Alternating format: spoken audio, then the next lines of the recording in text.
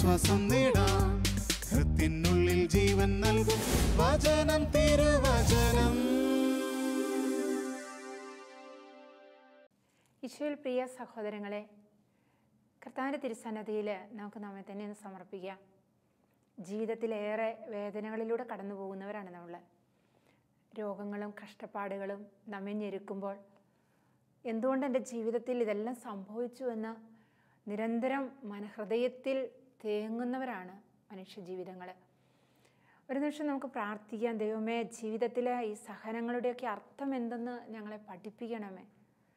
ഞങ്ങൾക്ക് മുമ്പേ സഹനങ്ങളിലൂടെ കടന്നു പോയവരെ ഞങ്ങളുടെ മുമ്പിൽ അവിടുന്ന് കാണിച്ചു തരുമ്പോൾ അവരുടെ പാതകൾ പിന്തുടർന്ന് അങ്ങയെ സമീപിക്കാൻ, നിൻ്റെ തിരുഹിതം തിരിച്ചറിഞ്ഞ് ഞങ്ങളും അവരായിരിക്കുന്നിടത്ത് ആയിരിക്കാൻ ഈശോ ഞങ്ങളെ സഹായിക്കണമേ, അതിന് ഞങ്ങളെ ബലപ്പെടുത്തണമേ എന്ന പ്രാർത്ഥനയോടെ തിരുവചനത്തിലേക്ക് നമുക്ക് പ്രവേശിക്കാം. ഇന്ന് നമ്മൾ പഠിക്കുന്നത് ജോബിൻ്റെ പുസ്തകമാണ്. ജോബിൻ്റെ പുസ്തകം എന്നതിനേക്കാൾ ജോബിൻ്റെ ജീവിതമാണ് പഠിക്കുക. ജോബ് എന്ന് പറയുന്ന വ്യക്തി തൻ്റെ ജീവിതത്തിൽ ഏറെ സഹനങ്ങളിലൂടെ കടന്നു പോകാൻ ദൈവം അനുവദിച്ച മനുഷ്യനാണ്. ജോബിൻ്റെ പുസ്തകം 2-ാം അധ്യായത്തിൻ്റെ 7-ാമത്തെ തിരുവചനം ഇപ്രകാരം നമ്മെ ഓർമ്മപ്പെടുത്തുന്നു. സാത്താൻ കർത്താവിൻ്റെ സന്നിധിയിൽ നിന്ന് പോയി. അവൻ ജോബിൻ്റെ ശരീരത്തെ അടി മുതൽ മുടി വരെ വ്രണങ്ങൾ കൊണ്ട് നിറച്ചു. ജോബ് ചാരത്തിലിരുന്ന് ഓട്ടുകഷ്ണം കൊണ്ട് ശരീരം ചുരണ്ടിക്കൊണ്ടിരുന്നു. അപ്പോൾ അവൻ്റെ ഭാര്യ പറഞ്ഞു, ഇനിയും ദൈവഭക്തിയിൽ ഉറച്ചു നിൽക്കുന്നു, ദൈവത്തെ ശപിച്ചിട്ട് മരിക്കുക. ജോബ് ഭാര്യയോട് പറഞ്ഞു, ഭോഷത്വം പറയുന്നു. ദൈവകരങ്ങളിൽ നിന്ന് നന്മ സ്വീകരിച്ച നാം തിന്മ സ്വീകരിക്കാൻ മടിക്കുകയോ? ഇക്കാര്യങ്ങളിലൊന്നും ജോബ് നാവുകൊണ്ട് പാപം ചെയ്തില്ല. കർത്താവിൻ്റെ കരങ്ങളിൽ നിന്ന് നന്മ സ്വീകരിക്കുന്നത് പോലെ തന്നെ തിന്മ സ്വീകരിക്കാൻ നമുക്ക് സാധിക്കുന്നില്ലേ? തിന്മ സ്വീകരിക്കുക എന്ന് പറഞ്ഞാൽ കർത്താവിൻ്റെ കരങ്ങളിൽ നിന്ന് സഹനത്തിൻ്റെ വഴികളിലൂടെ കടന്നു പോകാൻ ദൈവം അനുവദിക്കുന്ന സാഹചര്യങ്ങളെ സ്വീകരിക്കാൻ നമുക്ക് സാധിക്കുന്നില്ലേ എന്നാണ് ജോബ് ചോദിക്കുക. നന്മ ആവോളം കൈനീട്ടി സ്വീകരിക്കാൻ മനസ്സ് കാണിക്കുന്ന ജനസമൂഹമാണ് നമ്മൾ. എത്ര നന്മ കിട്ടിയാലും മതിയെന്ന് പറയാൻ വിമുഖത കാണിക്കുന്നവർ, അത് നമുക്ക് നോക്കിയാൽ അറിയാലോ. അനുദിന ജീവിതത്തിൽ ചെറുതും വലുതുമായി ദൈവം നമ്മുടെ ജീവിതത്തിൽ എന്തുമാത്രം നന്മകളാണ് ചൊരിയുക. എത്ര പേരുണ്ട് ജീവിതത്തിൻ്റെ ദിവസത്തിൻ്റെ സായാഹ്നത്തിൽ, ദൈവമേ അങ്ങെനിക്ക് തന്ന നന്മകൾക്ക് നന്ദി എന്ന് പറയാൻ നിറഞ്ഞ മനസ്സും തുറന്ന ഹൃദയവുമായി ദൈവസന്നിധിയിലിരിക്കുക. അങ്ങനെ ഇരിക്കുന്നില്ലെങ്കിൽ അതിൻ്റെ അർത്ഥം ഞാനും നിങ്ങളുമൊക്കെ ദൈവം തന്ന നന്മകൾക്ക് നന്ദി പറയാൻ വിമുഖത കാണിക്കുന്നു എന്നാണ്. നന്ദി പറയാൻ വിമുഖത കാണിക്കുന്ന നമ്മൾ നന്മ എത്ര സ്വീകരിച്ചാലും അതൊന്നും മതിയായിട്ടില്ല. ദൈവം തരേണ്ടവനും നാം സ്വീകരിക്കേണ്ടവനുമാണ്. അതുകൊണ്ട് എത്ര കിട്ടിയാലും പോരാ പോരാ എന്ന് പറയുന്നവരാണ് നമ്മൾ. ഇങ്ങോട്ട് വന്നോട്ടെ എന്ന് പറയുന്നവരാണ്. പ്രിയപ്പെട്ട സഹോദരങ്ങളെ, അങ്ങനെ ദൈവത്തിൽ നിന്ന് നന്മ സ്വീകരിക്കുന്ന നമുക്ക് ദൈവം അനുവദിച്ചു തരുന്ന ചില സഹനങ്ങളുടെ നിമിഷങ്ങളിൽ മനസ്സിന് സംതൃപ്തി നൽകുന്ന ചില യാഥാർത്ഥ്യങ്ങളുണ്ടല്ലോ.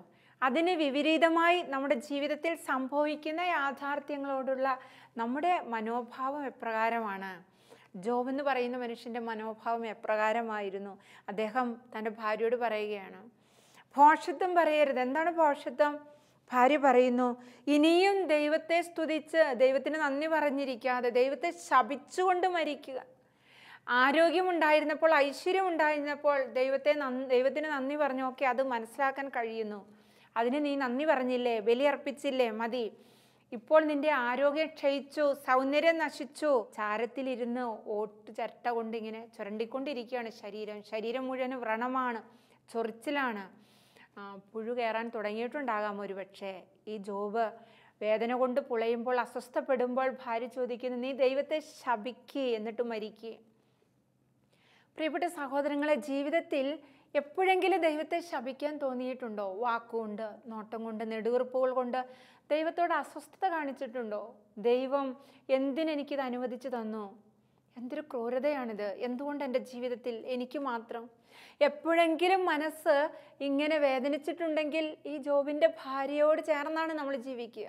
അവിടെ വിട്ട് ആ ഒരു തലം ഉയർന്ന് അവിടെ നിന്നൊക്കെ ഉയർന്ന് ജോബിനെ പോലെ ഒന്ന് ചിന്തിക്കാൻ നമുക്ക് സാധിച്ചിരുന്നെങ്കിൽ, നന്മ സ്വീകരിക്കുന്ന നമുക്ക് ദൈവം അനുവദിക്കുന്ന ഈ സഹനവും നിശബ്ദമായി ഒന്ന് സ്വീകരിക്കാൻ കഴിഞ്ഞിരുന്നെങ്കിൽ നമുക്ക് പ്രാർത്ഥിക്കാം. ദൈവമേ, അങ്ങ് അനുവദിച്ചു തരുന്ന സഹനം ഇന്ന്, ഇപ്പോൾ, ഈ നിമിഷം എന്നെ കേൾക്കുന്ന പ്രിയപ്പെട്ട സഹോദര സഹോദരി, ഏതെങ്കിലും വേദന നിന്റെ മനസ്സിൽ ആഴപ്പെട്ടിട്ടുണ്ടോ?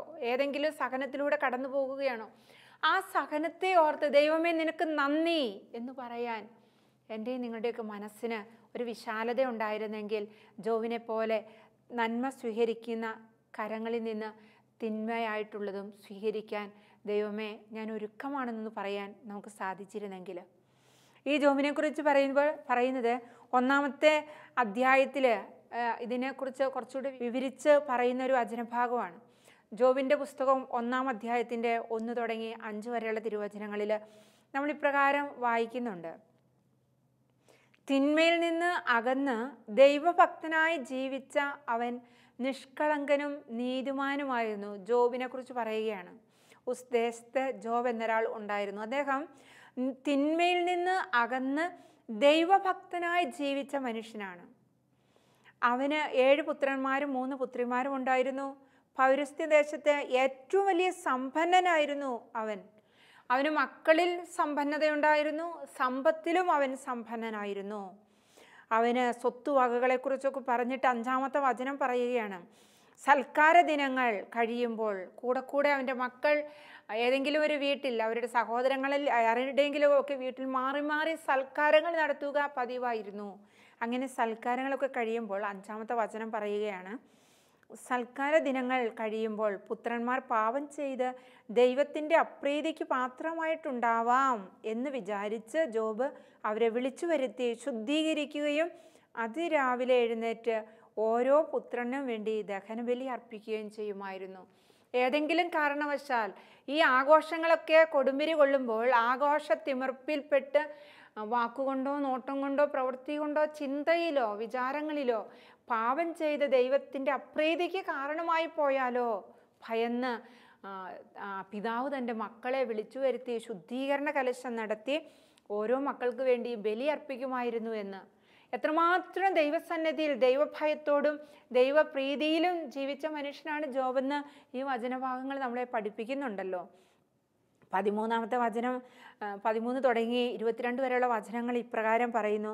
ഒരു ദിവസം ജോബിൻ്റെ മക്കൾ തങ്ങളുടെ മൂത്ത സഹോദരൻ്റെ വീട്ടിൽ വിരുന്നിന് സമ്മേളിച്ചിരിക്കുകയായിരുന്നു.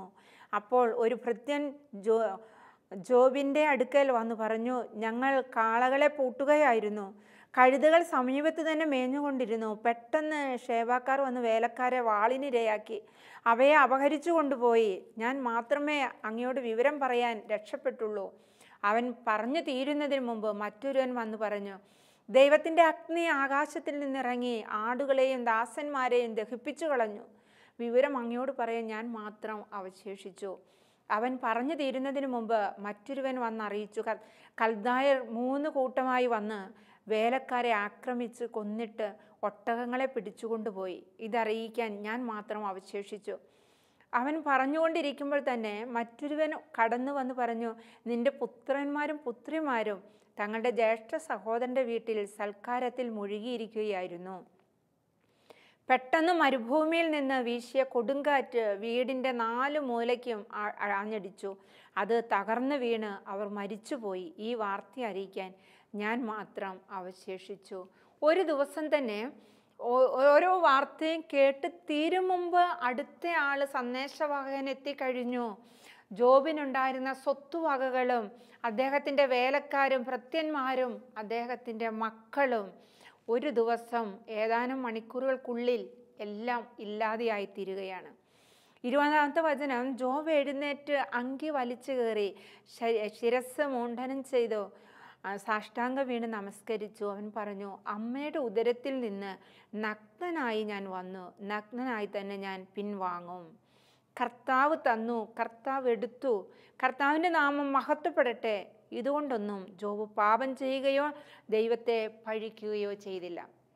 തൻ്റെ മക്കളും തനിക്കുണ്ടായിരുന്ന സ്വത്തുവകകളും സമ്പത്തും സകലതും നഷ്ടപ്പെട്ടു എന്നറിഞ്ഞപ്പോഴും ജോബ് തൻ്റെ നാവ് കൊണ്ട് ദൈവത്തെ പഴിച്ചില്ല.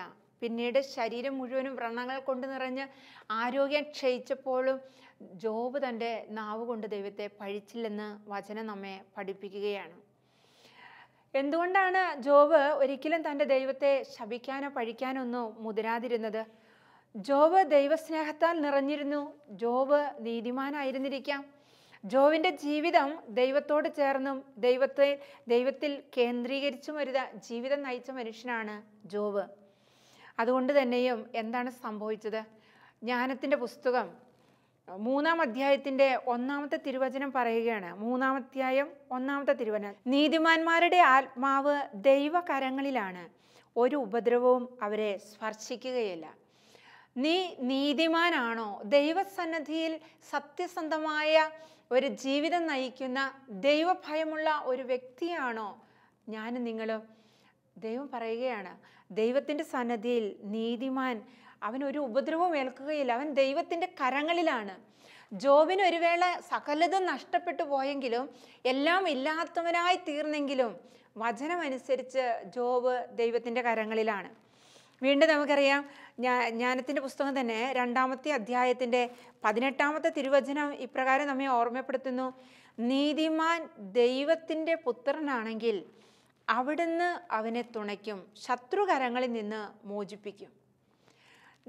നിന്റെ ആത്മാവ്, എൻ്റെയും നിങ്ങളുടെയും ആത്മാവ് ദൈവകരങ്ങളിലാണെന്ന് ഉറപ്പുവരുത്താൻ നമുക്ക് നമ്മുടെ പ്രവർത്തനങ്ങൾ കൊണ്ട് കഴിയണം.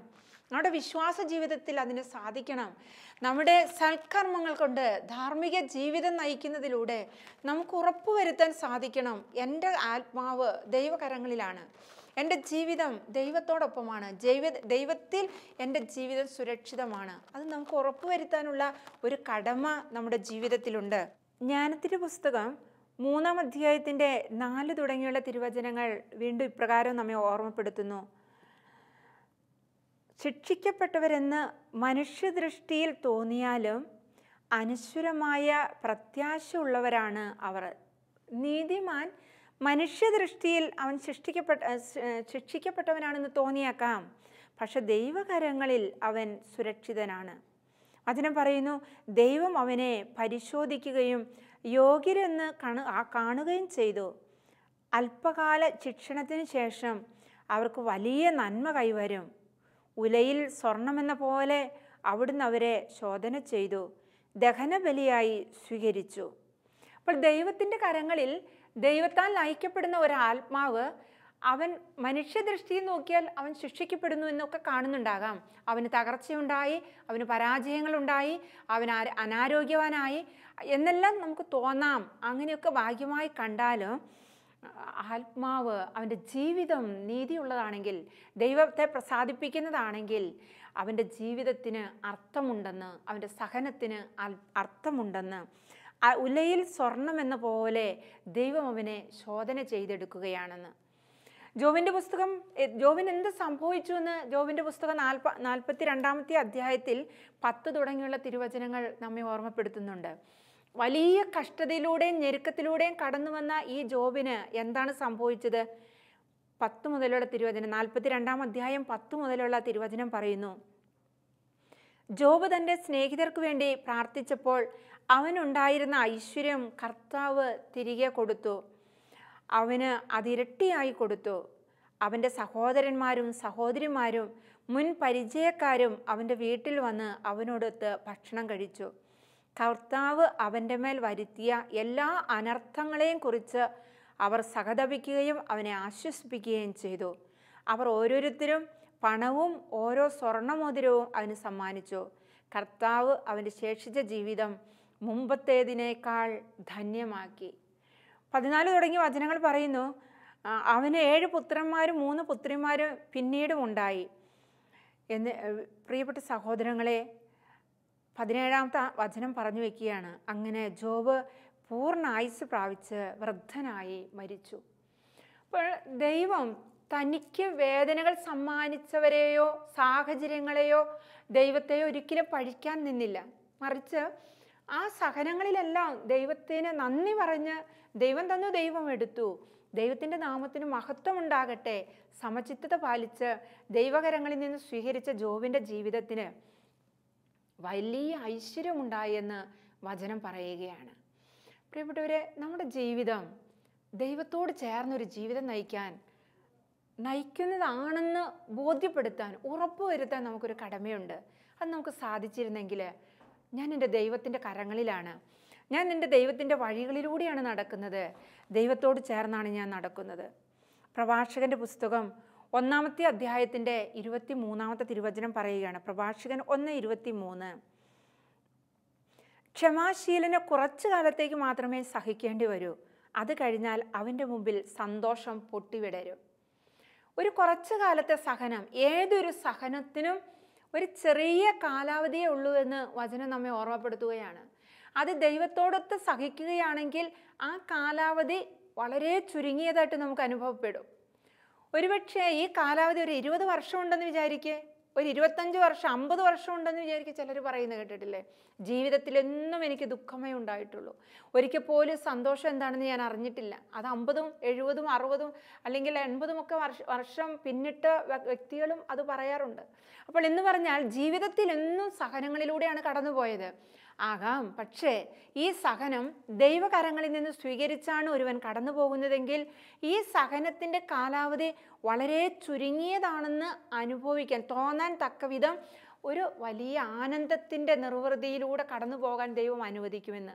സഹനത്തിൻ്റെ കാലാവധി വലുതെങ്കിലും സഹനത്തിലൂടെ കടന്നു പോകുന്നത് വലിയ ഒരു ദുർഘടമായൊരു അവസ്ഥയായിട്ട് അനുഭവിക്കാൻ കഴിയാത്ത വിധം വളരെ ലഘുവാക്കി ദൈവം അതിനെ മാറ്റിത്തരുമെന്നാണ് വചനം നമ്മെ ഓർമ്മപ്പെടുത്തുക.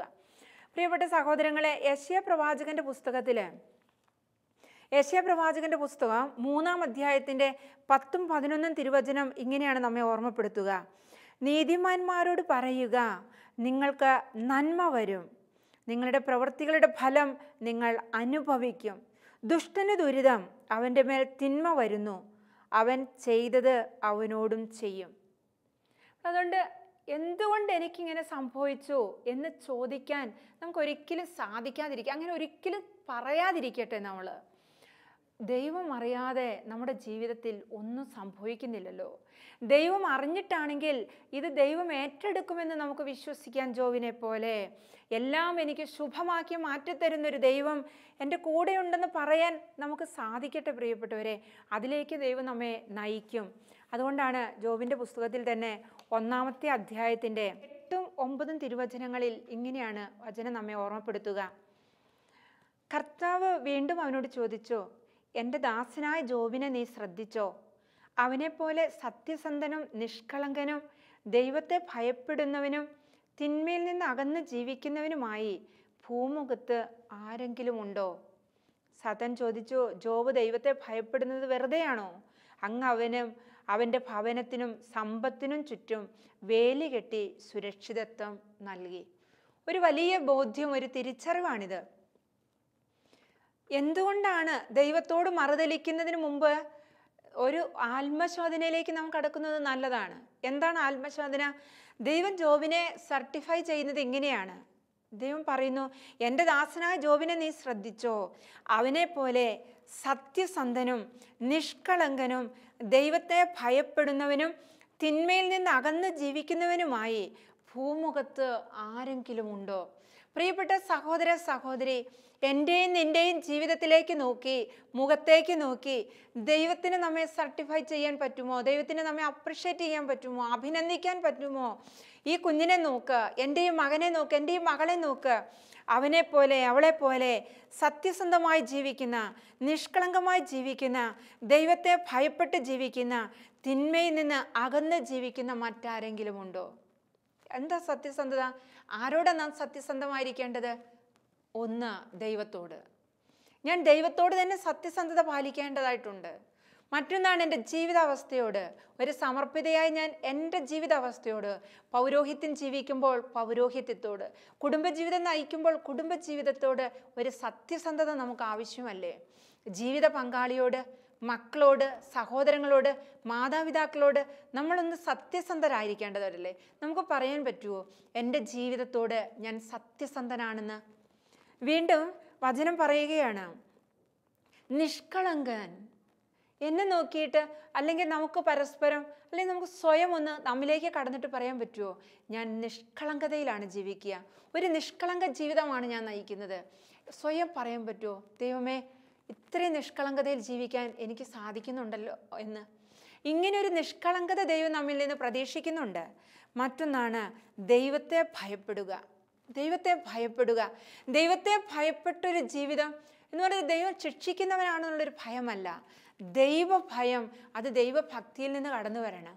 അത് ദൈവഭക്തിയിൽ നിന്ന് മാത്രമേ വരൂ. ദൈവത്തെ സ്നേഹിക്കുന്നവന് മാത്രമേ ദൈവത്തെ ഭയപ്പെടാൻ സാധിക്കുകയുള്ളൂ. ദൈവഭയത്തിൽ ജീവിക്കുക. ഈ ദൈവഭയമുള്ള വ്യക്തിക്ക് മാത്രമേ തിന്മയിൽ നിന്ന് അകന്ന് ജീവിക്കാൻ സാധിക്കുകയുള്ളൂ. അല്ലെങ്കിൽ തിന്മയോട് കൂട്ടുകൂടും, തിന്മയോട് ചേർന്നിരിക്കും. അതുമാകാം ഇതുമാകാം. ചിലരങ്ങനെയാണ്. അല്പസ്വല്പമൊക്കെ ദൈവപ്രമാണങ്ങൾ പാലിക്കുന്നു, അല്പസ്വല്പമൊക്കെ അഡ്ജസ്റ്റ്മെന്റ് ഇല്ലാതെ എങ്ങനെ ജീവിക്കുക? അഡ്ജസ്റ്റ്മെന്റിന്റെ ഒരു കാലഘട്ടത്തിലാണ് നമ്മൾ പോകുക. പ്രിയപ്പെട്ടവരെ, ദൈവസന്നദ്ധിയിൽ അഡ്ജസ്റ്റ്മെന്റ് ഇല്ല. സത്യസന്ധമായി, നിഷ്കളങ്കമായി, നീതിപൂർവം, ദൈവഭയത്തോടെ തിന്മയിൽ നിന്നകന്ന് നമുക്ക് ജീവിക്കാൻ പറ്റുമോ? ആ ജീവിതത്തെ നോക്കിയിട്ട് ദൈവം പറയുകയാണ്, കണ്ടോ, ഇതുപോലൊരു ജീവിതം നിനക്ക് ഭൂമിയിൽ മറ്റെവിടെയെങ്കിലും കണ്ടെത്താൻ സാധിക്കുമോ? നമ്മുടെ ഒരു ജീവിതം, അത്തരത്തിലൊരു ജീവിതം നയിക്കാനായിട്ട് നമുക്ക് സാധിക്കട്ടെ. ജോബ് തൻ്റെ 29-ാമത്തെ അധ്യായം, ജോബിൻ്റെ പുസ്തകം 29-ാമത്തെ അധ്യായത്തിൽ 4-ാമത്തെ തിരുവചനത്തിൽ ഒരു പ്രാർത്ഥന നടത്തുന്നുണ്ട്. എന്താണ് പ്രാർത്ഥന എന്നറിയാമോ? ഞാൻ എൻ്റെ ശരത്കാല ദിനങ്ങളിലെ പോലെ ആയിരുന്നെങ്കിൽ അന്ന് ദൈവത്തിൻ്റെ സൗഹൃദം എൻ്റെ കൂടാരത്തിൻ്റെ മേലുണ്ടായിരുന്നു, സർവശക്തൻ എന്നോട് കൂടെ ഉണ്ടായിരുന്നു. ദൈവം, എൻ്റെ കൂടാരത്തിൻ്റെ മേൽ ദൈവം ഉണ്ടായിരുന്നു എന്ന്, എൻ്റെ ഭവനത്തിൽ ദൈവം കൂടാരമടിച്ചിരുന്നു എന്ന്. ദൈവം ഭവനത്തിൽ കൂടാരമടിക്കുമ്പോൾ സകല ഐശ്വര്യങ്ങളും ഉണ്ടാവും. കുടുംബത്തിൽ മക്കളുടെ എണ്ണം വർദ്ധിക്കും, കുടുംബത്തിൽ സമ്പത്തുകൾ ഉണ്ടാകും, കുടുംബത്തിൽ ഐശ്വര്യം ഉണ്ടാകും, സമാധാനം ഉണ്ടാകും, സ്വസ്ഥതയുണ്ടാകും. ഇങ്ങനെ ദൈവം കൂടാരമടിക്കണമെങ്കിൽ ദൈവത്തോട് ചേർന്ന് ജീവിക്കുന്നൊരു ജീവിതം. പ്രിയപ്പെട്ടവരെ, നമുക്ക് പ്രാർത്ഥിക്കാം. ദൈവമേ, നിന്നോട് ചേർന്നൊരു ജീവിതം നയിക്കാൻ ഞങ്ങളെ പഠിപ്പിക്കണമേ എന്ന് വിശുദ്ധ ജത്രുദിനോട് ഈശോ ഇങ്ങനെ പറയുകയുണ്ടായി. ശരീരത്തിലും ആത്മാവിലുമുള്ള സഹനങ്ങൾ ദൈവവും ആത്മാവും തമ്മിലുള്ള ആധ്യാത്മിക ഐക്യത്തിൻ്റെ അടയാളങ്ങളാണ്. നിനക്ക് ആനന്ദം നൽകുന്ന നിൻ്റെ ഭക്തിയുടെ മാധുര്യത്തേക്കാൾ എനിക്കിഷ്ടം സഹനാവസ്ഥയിലെ നിൻ്റെ ശുദ്ധ നിയോഗങ്ങളാണ്. പ്രിയപ്പെട്ട സഹോദരങ്ങളെ, നമുക്ക് പ്രാർത്ഥിക്കാം. ജോബിനെ പോലെ എൻ്റെ ദൈവം തന്നു, ദൈവം എടുത്തു, ദൈവത്തിൻ്റെ നാമം മഹത്വപ്പെടട്ടെ. എൻ്റെ ഈ സഹനവേളയിൽ ഞാൻ തനിച്ചല്ല, എൻ്റെ ദൈവം കൂടെയുണ്ട്. ദൈവം എൻ്റെ കൂടാരത്തിൽ വസിക്കുന്നുവെന്ന് നമുക്ക് ഉറപ്പുവരുത്താം. നമ്മുടെ ഭവനമാകുന്ന കൂടാരത്തിൽ, നമ്മുടെ ഹൃദയമാകുന്ന കൂടാരത്തിൽ, നമ്മുടെ ജീവിതമാകുന്ന കൂടാരത്തിൽ ദൈവം വസിക്കുന്നുണ്ടെന്ന് നമുക്ക് ഉറപ്പുവരുത്താം. ആ ഉറപ്പിൽ നമുക്ക് മുന്നോട്ട് നീങ്ങാം. ദൈവം നമ്മെ സമൃദ്ധമായി അനുഗ്രഹിക്കട്ടെ. ദൈവത്തിൻ്റെ കൃപ നമ്മോട് കൂടെ ഉണ്ടായിരിക്കട്ടെ. ആമേൻ.